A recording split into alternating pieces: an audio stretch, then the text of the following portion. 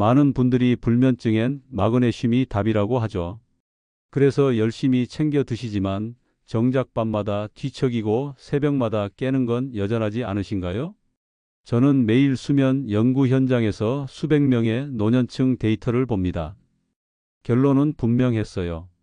같은 마그네슘이라도 어떻게 언제 무엇과 함께 먹느냐에 따라 효과가 완전히 달라집니다. 대부분은 공복에 그냥 한 알 삼키고 끝내시죠. 하지만 저희 연구진과 숙면을 되찾은 분들은 이렇게 하지 않습니다. 저녁 식사 후 딱 정해진 시간에 이 음식 조합과 함께 마그네슘을 드십니다.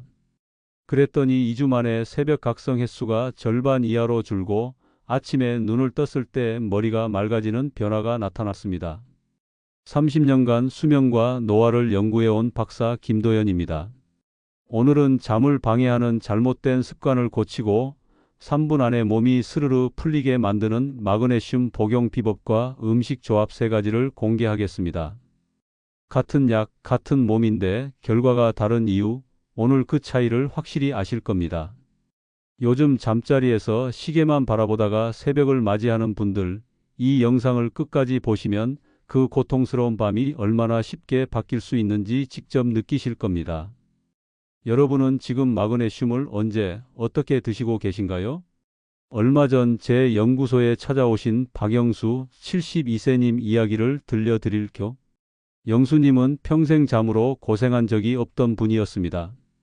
그런데 5년 전부터 이상하게 밤에만 눈이 말똥해지기 시작했대요. TV를 끄고 누워도 온갖 생각이 밀려오고 새벽 2, 3시면 꼭 한 번씩 깨서 다시 잠들지 못했죠. 그때마다 핸드폰 시계를 보다 보면 어느새 새벽 5시, 결국 피곤한 몸을 이끌고 억지로 일어나 하루를 시작하셨다고 합니다. 이 이야기를 끝까지 들어야 전체 흐름을 알 수 있습니다. 영수님도 처음엔 마그네슘을 이미 드시고 계셨어요. 하지만 속이 더부룩하고 설사만 나서 나랑은 안 맞는가 보다 하고 포기하셨죠. 그런데 제가 알려드린 대로 저녁 식사 후 바나나, 따뜻한 우유, 호두와 함께 마그네슘을 드시고 자기 전 15분만 조용히 불빛을 줄이는 습관을 추가했습니다. 단 일주일 만에 새벽에 깨는 횟수가 2번에서 1번으로 줄었고 보름이 지나자 자다가 깨도 다시 스르르 잠이 든다며 웃으시더라고요. 무엇보다 아침에 눈을 떴을 때 머리가 맑고 어깨가 가벼워졌다고 하셨어요. 또 한 분의 이야기를 들려드릴까? 제 이웃에 사시는 최윤희 67세님입니다. 윤희님은 남편분이 돌아가신 후로 혼자 사시는데 밤만 되면 외로움과 불안감이 밀려와서 잠을 이루기가 너무 힘들다고 하셨어요. 약국에서 산 수면제를 먹어봤지만 다음날 아침까지 머리가 멍하고 어지러워서 계단을 내려가다가 넘어질 뻔한 적도 있으셨답니다. 그래서 제가 윤희님께 권해드린 방법은 이거였어요. 마그네슘을 복용하되 저녁 6시에 가벼운 산책을 30분만 하시고 돌아와서 따뜻한 두유 한 잔에 꿀 한 스푼을 타서 마그네슘과 함께 드시라고 했습니다. 그리고 잠들기 전엔 손자 사진을 보며 감사한 일 3가지를 조용히 떠올려 보시라고 말씀드렸죠. 처음 3일은 큰 변화가 없으셨대요. 하지만 일주일이 지나자 밤 11시쯤 자연스럽게 졸음이 오기 시작하고 2주 후엔 새벽에 한 번도 안 깨고 아침 6시까지 푹 주무셨다고 연락이 왔습니다. 윤희님은 지금 석 달째 이 루틴을 지키고 계시고 낮 시간에도 활력이 넘쳐서 동네 노인정에서 봉사활동까지 시작하셨어요. 사실 특별한 약을 더한 것도 아니었습니다. 단지 마그네슘을 올바른 시간과 음식 조합으로 바꾸고 빛 자극을 줄이고 마음을 편안하게 만드는 작은 의식을 더한 것뿐이었어요. 이 작은 변화가 수면의 질을 바꾼 거죠. 오늘 이 영상에서 말씀드릴 내용은 여러분의 수면 관리 방식을 완전히 바꿀 수 있는 중요한 지혜입니다. 이 이야기를 끝까지 듣고 실천하셔야만 진정한 변화를 경험할 수 있습니다. 구독과 좋아요 부탁드리고 끝까지 보시면 왜 지금 마그네슘을 어떻게 먹느냐가 숙면의 결정적인 열쇠가 되는지 직접 알게 됩니다. 마지막에 나올 단 하나의 습관이 모든 것을 바꿀 수 있습니다. 이렇게 작은 변화만으로도 몸이 달라질 수 있습니다. 그래서 이제는 우리 일상 속에서 수면을 방해하는 요소와 마그네슘이 도와줄 수 있는 핵심 원리를 하나씩 짚어보겠습니다. 사실 특별한 약을 더한 것도 아니었습니다. 단지 마그네슘을 올바른 시간과 음식 조합으로 바꾸고 빛 자극을 줄인 것뿐이었어요. 이 작은 변화가 수면의 질을 바꾼 거죠. 오늘 이 영상에서 말씀드릴 내용은 여러분의 수면 관리 방식을 완전히 바꿀 수 있는 중요한 지혜입니다. 이 이야기를 끝까지 듣고 실천하셔야만 진정한 변화를 경험할 수 있습니다. 구독과 좋아요 부탁드리고 끝까지 보시면 왜 지금 마그네슘을 어떻게 먹느냐가 숙면의 결정적인 열쇠가 되는지 직접 알게 됩니다. 마지막에 나올 단 하나의 습관이 모든 것을 바꿀 수 있습니다. 이렇게 작은 변화만으로도 몸이 달라질 수 있습니다. 그래서 이제는 우리 일상 속에서 수면을 방해하는 요소와 마그네슘이 도와줄 수 있는 핵심 원리를 하나씩 짚어보겠습니다. 나이가 들면 뇌의 생체 시계가 낮과 밤을 구분하는 능력이 약해집니다. 멜라토닌 분비는 줄고 대신 스트레스 호르몬인 코르티솔은 밤에도 유지돼서 몸이 깨어있는 상태로 착각하죠. 이 부분이 정말 중요한데요. 하버드대 연구에 따르면 65세 이상에서 5시간 이하의 수면을 지속하면 치매 위험이 2배 높아졌습니다. 수면 중 뇌 노폐물을 청소하는 글림프 시스템이 작동하지 않기 때문이에요. 제가 만난 박영수 72세님도 밤에 2번 이상 깨고 아침마다 머리가 무겁다고 하셨습니다. 하지만 수면 리듬을 맞추고 나니 머리가 맑아지고 기억력도 회복되었다고 말씀하셨어요. 그래서 이렇게 해보시면 도움이 됩니다. 매일 같은 시간에 일어나고 아침 햇빛을 15분 이상 눈으로 느껴주세요. 몸은 그 빛으로 낮과 밤을 구분하며 리듬을 회복합니다. 여기서 주의할 점은 햇빛을 직접 바라보지 말고 창가나 밝은 공간에서 자연광을 눈으로 받는 것이 좋습니다. 선글라스는 피해야 합니다.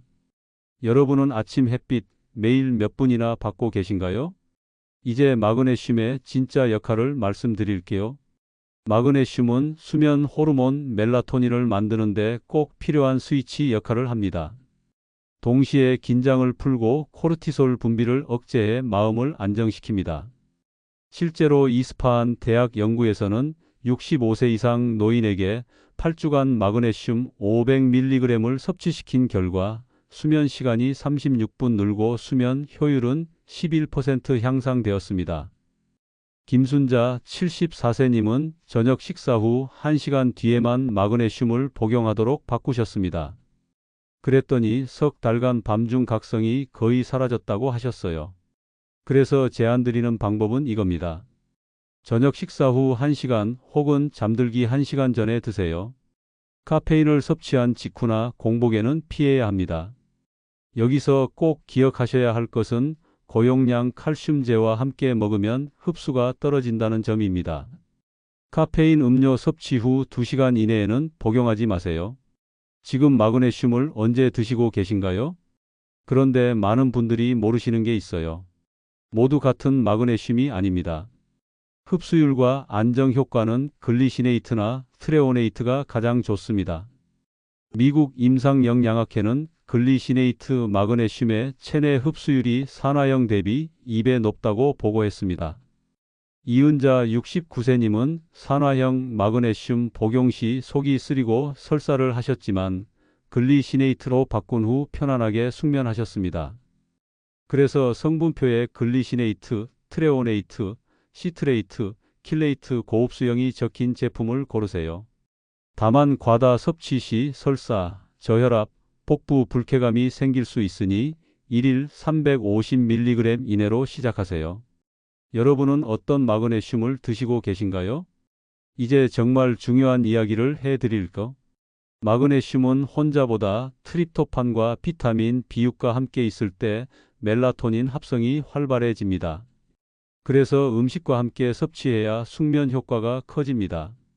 실제 연구를 보면 트립토판, B6, 마그네슘을 함께 섭취한 그룹은 멜라토닌 생성이 35%에서 50% 증가했습니다. 이성자 68세님은 바나나, 우유, 호두 조합으로 드셨다가 입면 시간이 40분에서 15분으로 줄어들었다고 하셨어요. 그래서 이렇게 해보시면 좋습니다. 잠들기 어려운 분은 바나나, 따뜻한 우유, 호두로 조합해 보세요. 새벽에 깨는 분은 아몬드와 키위가 좋습니다.